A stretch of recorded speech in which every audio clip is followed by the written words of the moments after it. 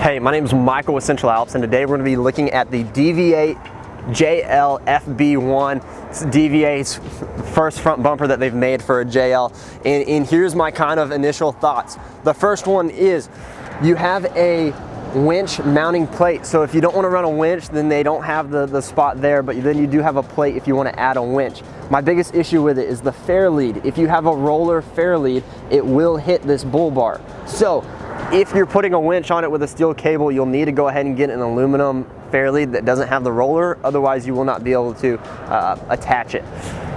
The second issue with it is the light bar bracket.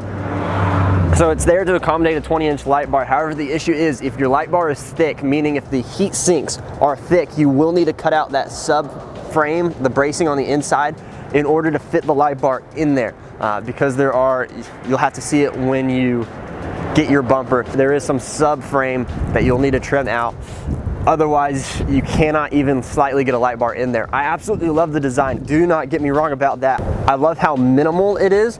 However, I still love the lines and the contour of it. I like the fact that you can add or not add a front bumper and it will still look good. With that being said, if you have any questions, please feel free to leave us a comment, shoot us an email, or give us a call or text at 833-268-2577. Thanks for watching and have a great day.